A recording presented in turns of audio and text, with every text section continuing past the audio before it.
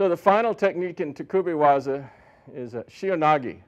And Shiho Nage is the classical name, but you also see often referred to as Tenkai Kodagaishi.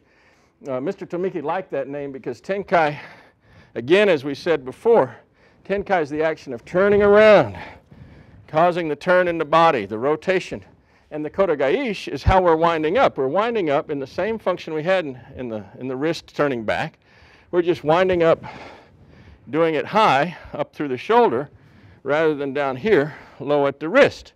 And so functionally, in terms of the physical dynamics, Tenkai Kodagaishi and Shiho Nage are simultaneous. Now, there's different lines of throw, and so sometimes it's popular to try to differentiate between one technique or another depending on the line of the throw or the line of the throwing action, the kake, and that's fine. But basically, when you start into any of these forms, the Shiho Nage forms, you're going to have a wrapping from the inside. Now, I'm doing this from a cross position, and I'm picking off with the inside hand underneath for a pushing form. This gives us a very nice application of Shiho Nage. Now from here, we can have it dropping down, and he can just kneel, yeah.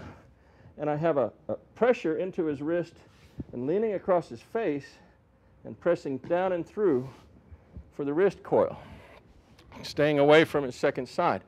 You may also very readily have a function of doing this, picking it off, and just throwing the man away, just moving with the guy and turning him loose. It's also very popular in many, many Aikido situations. You see this happen as well, where you just throw him into the airfall. As long as they have good ukemi, their shoulder's not in peril, that's perfectly fine as well. They're all good applications, all good endings for the basic Shiho Nage or Tenkai Kodagaishi function. Now, what's happening here that sets it up, you may well pick it off with the mirror side right off the bat.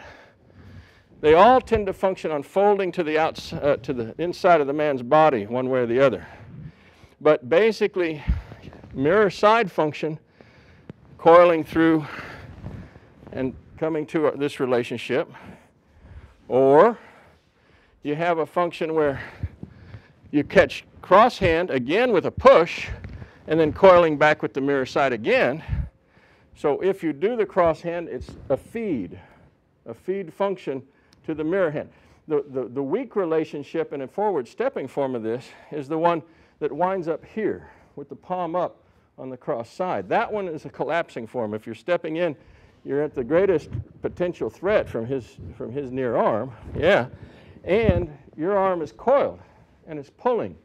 So it's in the weakest relationship. There is a form that you can get away with this. If you're stepping backward, for instance, you can have a nice application with this. But all the forward stepping forms, you probably cross-side want to be meeting this with a push of some kind to set it up. So it's a little different than the standard operating procedure we see. Oh, just always come with inside butterfly, for instance. Inside butterfly, setting it up, which is really cool, except that if you catch it just with one hand, sometimes you're going to wind up into the coiling thing, pulling them on top of you. So, pushing from the outside, this different kind of butterfly, a little more solid for you, and give you a little better line. Let's take it end on so you can see I'm pushing to the cross side, cutting across, up, and down. Good. And we'll go from here. I'll do mirror side this time, and down. Good. And from this side, back step, and down. Good.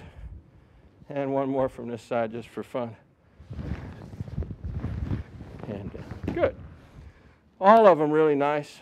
Locking at the end, again, optional. Throwing through the air, making a nice air throw. When you do that, just be very light in the shoulders. Just allow this to drop down naturally for him. Don't try to jerk it down or force it down. You don't want to be trying to crank him down by shoving this deep behind his shoulder either. There's a tendency to try to get very powerful and make him go down this way. I'm going to force his activity to go down. But if he's being strong, he's got a tricep, he's got a bicep, he's got some power here. He's a rigid structure. And I'm trying to be strong. Hey, you know, generally that's considered championship wrestling.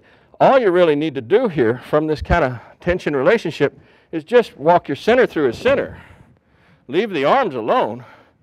Move your center towards his center and let the arms naturally chamber up, down, or wherever they're going to go. Let that be a universal joint. And you really don't care. If I'm trying to crank him down or twist him down violently with this, it's really dependent on his goodwill and trying to be, you know, let this occur.